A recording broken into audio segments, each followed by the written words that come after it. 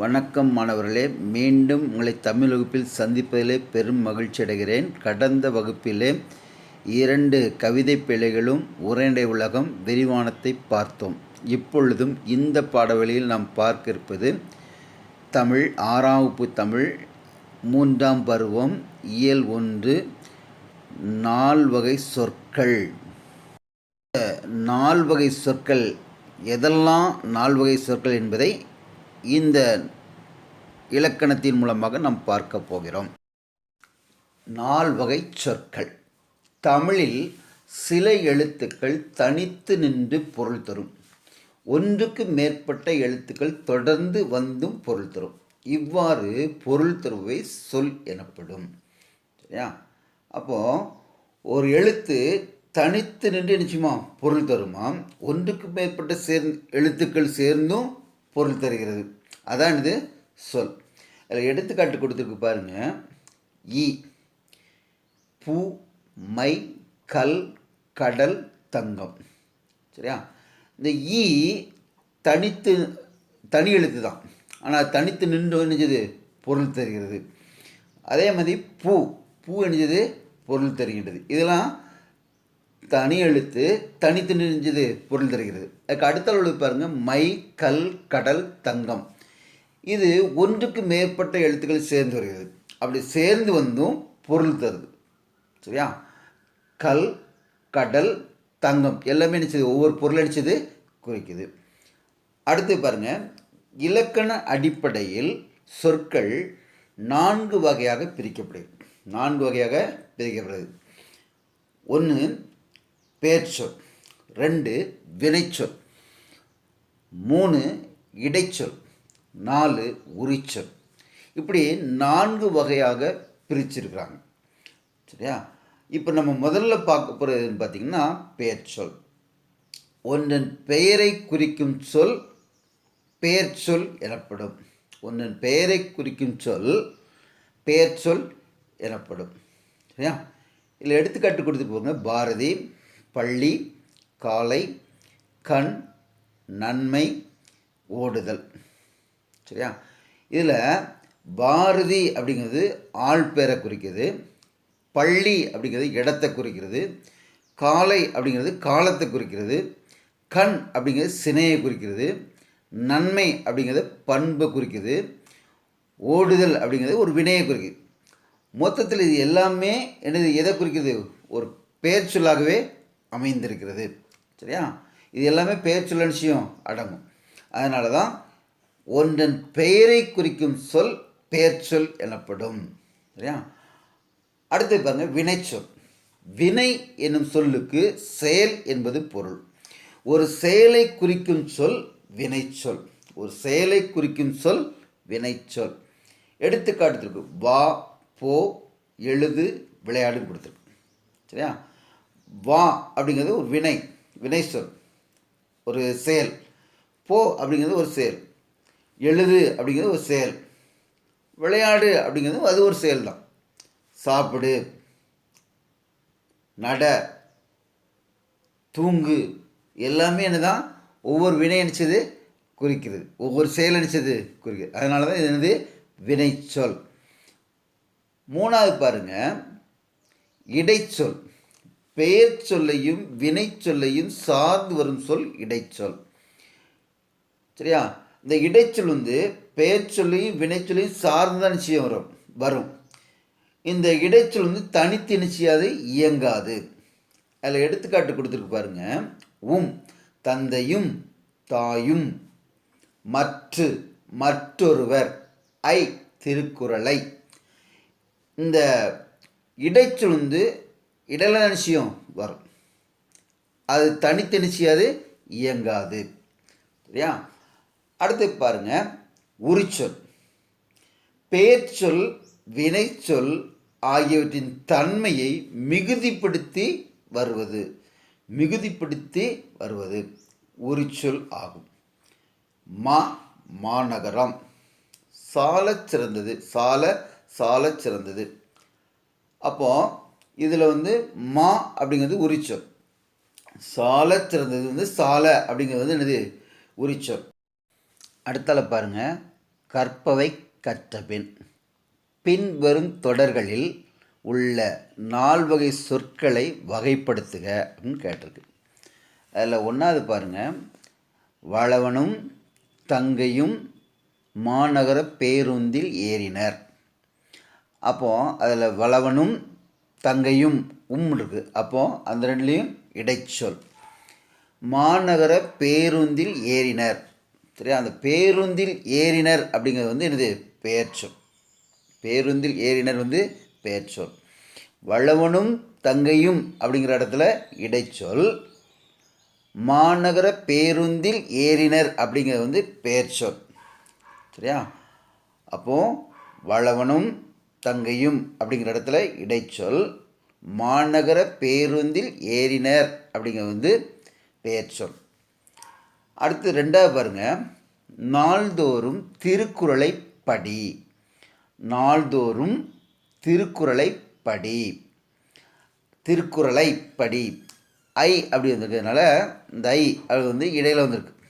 அதனால் இது இடைச்சொல். அதனால் இது இடைச்சொல்.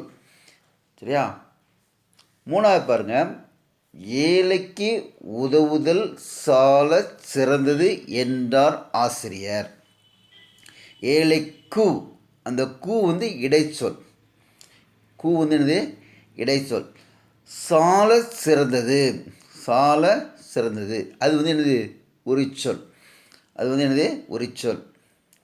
சரியா? சால சிறந்தது என்றார் ஆசிரியர். அப்போ ஏழைக்கு அப்படிங்கிறது வந்து என்னது? இடைச்சொல். அதில் கூ அப்படிங்கிறது வந்து என்னது? இடையில் அடிச்சது இருக்குது. அதனால் வந்து இடைச்சொல். சரியா? கடைசியில் பாருங்கள், சால சிறந்தது என்றார் ஆசிரியர். அப்போ சால சிறந்தது அப்படிங்கிறது வந்து என்னது? உரிச்சொல். சால சிறந்தது அப்படிங்கிறது உரிச்சொல். சரியா? அடுத்து பாருங்கள், கீழ்காணும் குறளில் உள்ள இடைச்சொல்லை எழுதுகன்னு கேட்டிருக்கு. கீழ்காணும் குறளில் உள்ள இடைச்சொல்லை எழுதுக. மக்கள் மெய் தீண்டல் உடற்கின்பம் மற்று அவர் சொற்கேட்டல் இன்பம் செவிக்கு. மக்கள் மெய் தீண்டல் உடற்கின்பம் மற்று அவர் சொற்கேட்டல் இன்பம் செவிக்கு. கூ, அந்த செவிக்கு கூ இருக்கு இல்லையா? அது வந்து இடைச்சொல். அப்போ இந்த குறளில் உள்ளது வந்து என்னது? இடைச்சொல் வந்து கூ. அந்த கூ வந்து இடைச்சொல். இல்லையா? அடுத்து பாருங்க, மதிப்பீடு. சொல் வகையை அறிந்து பொருந்தா சொல்லை வட்டமிடுக கேட்டிருக்கு. சொல் வகையை அறிந்து பொருந்தா சொல்லை வட்டமிடுக அப்படின்னு கேட்டிருக்கு. சரியா? அப்போ இதில் படித்தாள், ஐ, மற்று, கூ அப்படின்ட்டு. அப்போது இதில் படித்தால் அப்படிங்கிறது வந்து வினையை குறிக்கும். மற்ற மூணுமே எதை குறிக்குன்னா இடைச்சொல்லை குறிக்கும். அந்த 3 இடைச்சொல். அப்போ இது மட்டும் வித்தியாசமாக இருக்குது. சரியா? அதனால தான் படித்தால் என்பது தான் சரியான சொல். அப்போ அந்த படித்தால் என்னச்சணும்? ரவுண்ட் பண்ணணும். சரிங்களா? ரெண்டாவது பாருங்கள், மதுரை கால் சித்திரை ஓடினான். சரியா? மதுரை கால் சித்திரை ஓடினான். மதுரைங்கிறது ஒரு இடத்தை குறிக்குது, இடத்தின் பெயரை குறிக்குது. கால் ஒரு அளவை குறிக்குது. சித்திரை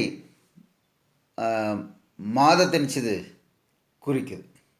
அப்போது இந்த 3மே பெயர் சொல்லடிச்சிடும் வந்துடும். இந்த 3மே பெயர் சொல்லிடும். மதுரைங்க வந்து இடத்தை பெற குறிக்குது, கால்னா காலத்தை குறிக்குது, சித்திரைன்னா மாதத்தை நிச்சது குறிக்குது. அப்போ இந்த 3மே பெயர் சொல்லடிச்சிடும் வந்துடும். இது மட்டும்தான் வித்தியாசமாக இருக்குது. அப்போ இந்த ஓடினான் வந்து எனது வினைச்சொல். அப்போ இந்த வினைச்சொல் தான் விதர்ப்பமாக இருக்குது. அதனால் இந்த ஓடினான் அப்படிங்கிறது தான் எனது சரியான ஆன்சர். அப்போ இந்த ஓடினானை என்ன ரவுண்ட் பண்ணிடணும். மூணாவது பாருங்கள், சென்றால், வந்த, சித்திரை, நடந்து என்று. சரியா? இந்த மற்ற மூணுமே இறந்த காலத்தை குறிக்கும். சென்றால், வந்த, நடந்து, இதெல்லாம் எல்லாமே ஒரு காலம், இறந்த காலங்கள் நினச்சது குறிக்குது. ஆனால் இந்த சித்திரை மாத்திரம் மாதத்தை நினச்சது குறிக்கும். அதனால் அந்த சித்திரை மட்டும் விதர்ப்பம் நினச்சது இருக்குது. அதனால் சித்திரை அதை ரவுண்ட் பண்ணிக்கணும். சித்திரையை நினைஞ்சணும், அழகாக நினைஞ்சணும், ரவுண்ட் பண்ணிக்கணும். 4வது பாருங்கள், மா, ஐ, மற்ற. இந்த மூணுமே இடைச்சொல். இந்த மூணுமே நினச்சது இடைச்சொல். மா மட்டும் தனித்தனிச்சது நிற்குது. அதனால் மா உரிச்சொல். அதனால் விதர்ப்பமாக நினச்சது இருக்குது. அதனால் மா என்னது தான் ஆன்சர். அப்போ மாவை நினச்சணும், ரவுண்ட் பண்ணி வச்சுக்கணும். சரிங்களா? மா தான் சரியான ஆன்சர். அடுத்தல பாருங்கள், மொழியை ஆள்வோம். அதில் கீழ்காணும் தலைப்புகளில் 1 நிமிடம் பேசுக சொல்லிட்டு ஒரு டாபிக் இருக்குது. பாரதியார், காந்தியடிகள், வேலுநாச்சியார். இதை பற்றி நான் ஃபோட்டோ எடுத்து உங்களுக்கு அனுப்புவேன், கிளாஸில் அனுப்புவேன். அதை பார்த்து என்ன செய்யணும், நீங்கள் எழுதிக்கணும். அப்படி இல்லாட்டா நோட்ஸை பார்த்து நினச்சிக்கோ எழுதிக்கிடணும். சரியா? உன் நோட்ஸில் இருக்கும், ஃபோட்டோ எடுத்து நினச்சுவேன், உனக்கு அனுப்புவேன். அதுக்கப்புறம் அதை பார்த்து நினச்சினோம் எழுதிக்கணும். எழுதி என்னுடைய வாட்ஸ்அப் நம்பருக்கு நினச்சினோம் அனுப்பணும். அடுத்தல பாருங்கள், கீழ்காணும் பத்தியை படித்து வினாக்களுக்கு விடை எழுதுக அப்படின்னு கேட்டிருக்கு. முதல்ல அந்த பத்தியில் என்ன இருக்குன்னு சொல்லிட்டு நினச்சினோம் வாசிக்கணும். இந்திய விடுதலைக்கு பாடுபட்டவர்களுள் ஒருவர் வ.உ. சிதம்பரனார். வ.உ.சி. அவர்கள் தமிழிலும் ஆங்கிலத்திலும் புலமை பெற்றிருந்தார். அவர் வழக்கறிஞர், எழுத்தாளர், பேச்சாளர், தொழிற்சங்க தலைவர் என்னும் பன்முகத்தன்மை பெற்றிருந்தார். ஆங்கிலேயரின் கப்பல்களுக்கு போட்டியாக உள்நாட்டு இந்திய கப்பல் நிறுவனத்தை தொடங்கியவர். 1906 அக்டோபர் 16 சுதேசி நாவாய் சங்கம் என்ற கப்பல் நிறுவனத்தை பதிவு செய்தார். வ.உ.சி. சென்னைக்கு செல்லும்போது பாரதியாரை சந்திப்பதை வழக்கமாக கொண்டிருந்தார். மேலும் பாரதியார் பாடல்களை விரும்பி கேட்பார். இந்த பத்தியில் என்ன சொல்லியிருக்குன்னா, இந்திய விடுதலை போராட்டத்துக்காக பாடுபட்டவர்கள், அதில் ஒருத்தர் தான் யார், இந்த வ.உ. சிதம்பரனார். அப்போ இந்த பேராஃப் யாரை பற்றி சொல்லியிருக்குன்னா, சிதம்பரனாரை பற்றி நினச்சிருக்கு சொல்லியிருக்கு. சரியா? இப்போ கீழே ஒரு 5 கொஸ்டின் கொடுத்துருக்காங்க. சுதேசி நாவாய் சங்கத்தை நிறுவியவர் யார் அப்படின்னு கேட்டிருக்கு. அப்போ சுதேசி சங்க நிறுவனத்தை நிறுவியவர் யாருன்னு கேட்டாச்சுன்னா, யார் தான், வ.உ. சிதம்பரனார். அவர் தான் அந்த கப்பல் நிறுவனத்தை நினச்சது உருவாக்கினார். எந்த வருஷம்? 1906. அப்போது சுதேசி நாவாய் சங்கத்தை நிறுவியவர் யார் அப்படின்னு கேட்டாச்சுன்னா வ.உ. சிதம்பரனார். 2வது கொஸ்டின் பாருங்கள், வ.உ.சி. சென்னைக்கு செல்லும்போது யாரை சந்திப்பதாக வழக்கமாக கொண்டிருந்தார்? வ.உ.சி. சென்னைக்கு செல்லும்போது யாரை சந்திப்பதை வழக்கமாக கொண்டிருந்தார்? யாரை வழக்கமாக கொண்டிருந்தார்? பாரதியாரை சந்திப்பதை வழக்கமாக கொண்டிருந்தார். அப்படி எழுதும்போது எப்படி எழுதணும்? வ.உ.சி. சென்னைக்கு செல்லும்போது பாரதியாரை சந்திப்பதை வழக்கமாக கொண்டிருந்தார். வ.உ.சி. சென்னைக்கு செல்லும்போது பாரதியாரை சந்திப்பதை வழக்கமாக கொண்டிருந்தார். அதுதான் 2வது கேள்விக்குரிய ஆன்சர். 3வது கேள்வி பாரு, வ.உ.சி. அவர்கள் யாருடைய பாடல்களை விரும்பி கேட்பார் அப்படின்னு கேட்டது. அப்போது வ.உ.சி. யாருடைய பாடலை விரும்பி கேட்பார்? பாரதியார் பாடல்களை விரும்பி கேட்பார். அப்போ வ.உ.சி. பாரதியார் பாடல்களை விரும்பி கேட்பார். இதுதான் 3வது கேள்விக்குரிய ஆன்சர். 4வது கேள்வி என்ன கேட்டிருக்காங்க பாரு, வ.உ.சி. அவர்களின் பன்முகத்தன்மைகள் யாவை? வ.உ.சி. அவர்களின் பன்முகத்தன்மைகள் யாவை? பாரு, வ.உ.சி. அவர்கள் தமிழிலும் ஆங்கிலத்திலும் புலமை பெற்றிருந்தார். அவர் வழக்கறிஞர், எழுத்தாளர், பேச்சாளர், தொழிற்சங்கத் தலைவர் எனும் பன்முகத்தன்மை பெற்றிருந்தார். அதாவது வழக்கறிஞராக இருந்திருக்காரு, எழுத்தாளராகவும் இருந்திருக்காரு, சிறந்த பேச்சாளராக இருந்திருக்காரு, தொழிற்சங்க தலைவராக நினச்சிருக்காரு. இப்படி பன்முகத்தன்மை பெற்றவராக இருந்தார். யார்? வ.உ.சி. சரியா? அடுத்தது 5வது கேள்வி, வ.உ.சி. அவர்கள் புலமை பெற்றிருந்த மொழிகள். எதில் புலமை பெற்றிருந்தார்? தமிழ், ஆங்கிலம் ஆகிய 2 மொழியிலும் புலமை பெற்றவராக இருந்தார். அடுத்தது பாருங்கள், இடமறிந்து பயன்படுத்துவோம். இடமறிந்து பயன்படுத்தும். ஒன்று என்பதை குறிக்க ஓர், ஒரு ஆகிய 2 சொற்களும் பயன்படுகின்றன. உயிரெழுத்தில் தொடங்கும் சொல்லுக்கு முன் ஓர் என் எழுத்தை பயன்படுத்த வேண்டும். உயிர்மெய் எழுத்தில் தொடங்கும் சொல்லுக்கு முன் ஒரு என்னும் சொல்லை பயன்படுத்த வேண்டும். அதாவது உயிரெழுத்துக்கு முன்னால் ஓர் அப்படிங்கிற ஓர் என்னும் எழுத்தை சொல்ல எழுதணும், பயன்படுத்த வேணும். உயிர்மெய் எழுத்துக்கு முன்னால் தொடங்கக்கூடிய எழுத்தில் ஒரு என்னும் சொல்ல எழுத வேண்டும், பயன்படுத்த வேண்டும். இதில் பாருங்கள், எடுத்துக்காட்டு கொடுத்து பாருங்கள். ஓர் ஊர், ஓர் ஏரி, ஒரு நகரம், ஒரு கடல். இவை போலவே உயிரெழுத்தில் தொடங்கும் சொல்லுக்கு முன் அஃது என்னும் சொல்லை பயன்படுத்த வேண்டும். உயிர்மெய் எழுத்தில் தொடங்கும் சொல்லுக்கு முன் அது என்னும் சொல்லை பயன்படுத்த வேண்டும். எடுத்துக்காட்டு கொடுத்துப்பாங்க. அஃது இங்கே உள்ளது, அது நன்றாக உள்ளது. அதாவது உயிரெழுத்துக்கு முன்னால் அஃது என்னும் சொல்லை என்ன செய்யணும், பயன்படுத்தணும். உயிர்மெய் எழுத்துக்கு முன்னால் அது என்னும் சொல்லை என்ன செய்யணும், பயன்படுத்த வேண்டும். அதுதான் 2 உதாரணம் கொடுத்துருக்காங்க. அஃது இங்கே உள்ளது, அது நன்றாக உள்ளது. அடுத்து பாருங்கள், கீழ்காணும் தொடர்களில் உள்ள பிழைகளை திருத்தி எழுதுக. அதில் 1வது பாருங்கள், ஒரு அழகிய சிற்றூரில் ஓர் குளம் இருந்தது அப்படின்ட்டு. அப்போ இதில் எது பிள்ளையாக இருக்குன்னு பார்க்கணும். எது பிள்ளையாக இருக்குன்னு தெரிஞ்சிடும் பார்க்கணும். பாருங்கள், இதில் ஒரு அழகிய சிற்றூரிலும் கொடுத்துருக்கு. அதில் ஒரு அழகிய சிற்றூரிலும் போடக்கூடாது. ஓர் அழகிய சிற்றூரில் ஒரு குளம் இருந்தது. ஓர் அழகிய சிற்றூரில் ஒரு குளம் இருந்தது. இதுதான் கரெக்ட். 2வது பாருங்கள், ஒரு இரவும் ஓர் பகலும் சேர்ந்தது ஒரு நாள் அப்படின்னு கொடுத்துருக்கு. அப்போது இதில் எப்படி எழுதணும்னா, ஓர் இரவும் ஒரு பகலும் சேர்ந்தது ஒரு நாள். ஓர் இரவும் ஒரு பகலும் சேர்ந்தது ஒரு நாள். இதுதான் சரியான ஆன்சர்.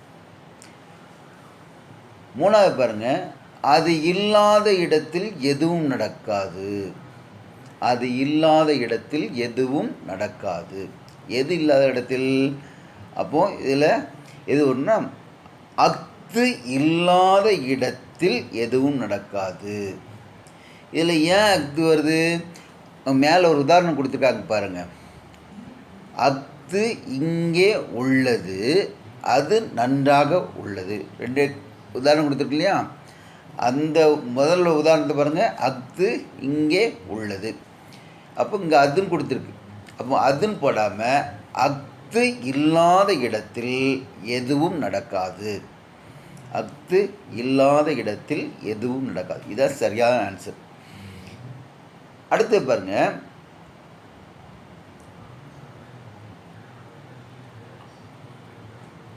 அஃது நகரத்திற்கு செல்லும் சாலை அப்படின்னு கொடுத்துருக்கு. அஃது நகரத்துக்கு செல்லும் சாலை அப்படின்னு கொடுத்துருக்கு. அப்போ அத்து நகரத்துக்கு செல்லும் சாலைங்கிறது தவறானது. அப்போ அதில் எதை போடணும்? அது நகரத்திற்கு செல்லும் சாலை. இதுதான் சரியான பதில். இதுதான் சரியான பதில். அது நகரத்திற்கு செல்லும் சாலை. அந்த பிள்ளையை திருத்தி நினச்சினோம் எழுதணும். 5வது பாரு, அது ஒரு இனிய பாடல் ஒன்று. அது ஒரு இனிய பாடல் ஒன்று. சரியா? ஆனால் அப்படி சொல்லக்கூடாது. அது ஒரு இனிய பாடல். அது ஒரு இனிய பாடல். சரியா? அடுத்து பாருங்க, அகரவரிசைப்படுத்துக. அகரவரிசைப்படுத்துக. அதில் எப்படி கொடுத்துருக்கு பாருங்க. பெண்கள், பாரதம், புதுமை, பீலி, பேருந்து, பூமி, பழங்கள், பொதுக்கூட்டம், பையன், போக்குவரத்து, பின்னிரவு. இது புக்கில் நினச்சி இப்படி கொடுத்துருக்கு. இதை அகர வரிசைப்படி என்ன செய்யணுமா? எழுத வேண்டும். அகர வரிசைப்படினா எப்படி எழுதுறது பாருங்கள். முதல்ல பழங்கள், பாரதம், பின்னிரவு, பீலி, புதுமை, பூமி, பெண்கள், பேருந்து, பையன், பொதுக்கூட்டம், போக்குவரத்து. நோட்டு சொல்லுங்க, கவனிச்சுக்கோ. பழங்கள், பாரதம், பின்னிரவு, பீலி, புதுமை, பூமி, பெண்கள், பேருந்து, பையன், பொதுக்கூட்டம், போக்குவரத்து. இதான் அகர வரிசைப்படி எழுதுதல். அடுத்தல கவனிங்க. மொழியோடு விளையாடு. 2 சொற்களை இணைத்து புதிய சொற்களை உருவாக்கு. 2 சொற்களை இணைத்து புதிய சொற்களை உருவாக்கு. அதில் எடுத்துக்காட்டு ஒன்று கொடுத்துருக்கு பாருங்க. எனக்கு கொடுத்துருக்கு, எனக்குண்டு, எனக்கில்லை. இதே போல் அதில் ஒரு 3 வாக்கியங்களுக்கு 3 சொற்கள் கொடுத்துருக்குது. 3 சொற்களுக்கும் நினச்சின்னா 2 புதிய சொற்கள் நினச்சணும் கொடுக்கணும். 2 புதிய சொற்கள் நினச்சணும் நீ எடுத்து எழுதணும். பாரு, வடக்கு, பந்து, பாட்டு அப்படின்ட்டுருக்கு. மத்தியில் உண்டு, இல்லைன்னு கொடுத்துருக்கு. இதை வச்சு 2 வாக்கியங்கள் நினச்சினோம், 2 சொற்கள் நினச்சினோம் உருவாக்கணும். 2 சொற்கள் நினச்சினோம் உருவாக்கணும். பாரு, வடக்குண்டு, வடக்கில்லை. பந்துண்டு, பந்தில்லை. பாட்டுண்டு, பாட்டில்லை. நோட்டு வச்சுதான் கவனிச்சுக்கோ. வடக்குண்டு, வடக்கில்லை. பந்துண்டு, பந்தில்லை. பாட்டுண்டு, பாட்டில்லை. அடுத்தால பாருங்க. கட்டங்களில் உள்ள சொற்களை கொண்டு தொடர்கள் உருவாக்குக. கட்டங்களில் உள்ள சொற்களை கொண்டு தொடர்கள் உருவாக்குக. அதில் ஒரு 5 சொற்கள் கொடுத்துருக்காங்க. அதை வச்சு நம்ம நினைச்சணும் ஒரு தொடர்கள் உருவாக்க வேண்டும். எப்படி உருவாக்குறது பாருங்கள். பாரி வீட்டுக்கு வந்தான். பாரி வீட்டுக்கு வந்தான். எழிலி வீட்டுக்கு வந்தாள். எழிலி வீட்டுக்கு வந்தாள். மாணவர்கள் வீட்டிற்கு வந்தார்கள். மாணவர்கள் வீட்டுக்கு வந்தார்கள். மாடு வீட்டுக்கு வந்தது. மாடு வீட்டுக்கு வந்தது. மாடுகள் வீட்டுக்கு வந்தன. மாடுகள் வீட்டுக்கு வந்தன. இன்னொரு சொல்ல கவனிச்சுக்கோ. பாரி வீட்டுக்கு வந்தான். எழிலி வீட்டுக்கு வந்தாள். மாணவர்கள் வீட்டுக்கு வந்தார்கள்.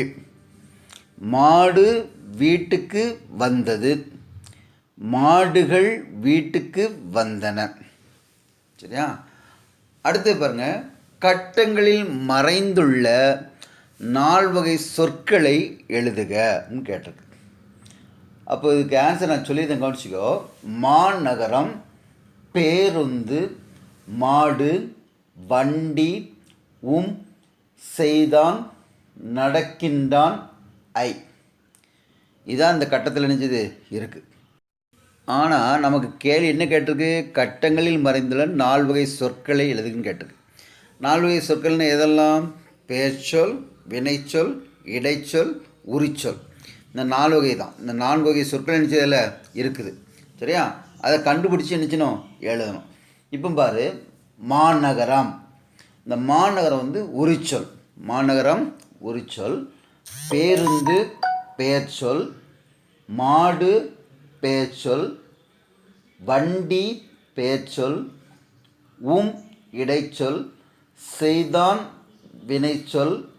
நடக்கின்றாள் வினைச்சொல். இடைச்சொல். இந்த 4 வகை சொற்கள் அதில் அடித்தது இருக்குது. இதை பார்த்து நீ எழுதணும். வரிசையை எழுதி 4 வகை சொற்களை எண்ணிச்சணும். அதுக்கு போட்டு எண்ணிச்சணும். மாநகரம் உரிச்சொல். பேருந்து பெயர்ச்சொல். மாடு பெயர்ச்சொல். வண்டி பெயர்ச்சொல். இடைச்சொல். செய்தான் வினைச்சொல். நடக்கின்றாள் வினைச்சொல். இடைச்சொல். இதை அப்படி நினச்சின்னு எடுத்து எழுதணும். இதுதான் உன் வேலை. சரியா? இப்போ எல்லாத்தையும் நினச்சிட்டு உங்களுக்கு சொல்லிக் கொடுத்துட்டேன். சரியா? இது அவ்வளோத்தையும் நீ நினச்சிடும் புக்லேயும் நினச்சினோம் குறிக்கணும், நோட்லேயும் நினச்சினோம் எழுதணும். இது போக உனக்கு நான் வந்து ஃபோட்டோ எடுத்து நினச்சுவேன் அனுப்புவேன். இது அவ்வளோத்தையும் அப்படியே நீ வந்து நோட்டில் நினச்சினோம் காப்பி பண்ணணும். காப்பி பண்ணி என் ஃபோட்டோ எடுத்து என்னுடைய வாட்ஸ்அப் நம்பருக்கு என்ன சொல்லி கண்டிப்பாக அனுப்பணும். அது மட்டும் இல்லாமல் ஒரு 4 தலைவர்கள் பற்றி பார்த்தோம். சரியா? 4 தலைவர்கள் பற்றி சொன்னோம்ல உங்கள்கிட்ட. யாரெல்லாம்? பாரதியார், காந்தியடிகள், வேலு நாச்சியார். இவங்களை பற்றி நீ பேசி எனக்கு வீடியோ இந்த ஆடியோ நினச்சணும் அனுப்பணும். பேசி ஆடியோ நினச்சணும் அனுப்பணும். அது மட்டும் இல்லாமல் இன்னொன்று சொல்ல நினச்சேன். ஒரு கட்டுரை, தேசிய ஒருமைப்பாடுன்னு ஒரு கட்டுரை இருக்குது. இதை பற்றி நீ ஒரு 1.5 பக்கத்துக்கு ஒரு A4 ஷீட் பேப்பரில் எழுதி வச்சுக்கணும். எழுதிட்டு நீ என்றைக்கு பள்ளிக்கூடத்துக்கு வரையோ அன்னைக்கு என்ன சொன்னி அதை கொண்டு வரணும். சரியா? அதையும் உனக்கு புக்கில் இருந்துன்னா நான் ஃபோட்டோ எடுத்து உனக்கு நினச்சுவேன் அனுப்புவேன். அதையும் எழுதி என்னுடைய வாட்ஸ்அப் நம்பருக்கு நினச்சணும் அனுப்பணும். எழுதி நீ பத்திரமா வச்சுட்டு பள்ளிக்கூடத்துக்கு என்றைக்கு வரையும் எனக்கு நினச்சணும் கொண்டு வரணும். சரிங்களா? ரைட். அடுத்தால இன்னொன்று பாருங்கள். கலைச்சொல் அறிவோம். நாட்டுப்பற்று, பேட்ரியாட்டிசம்.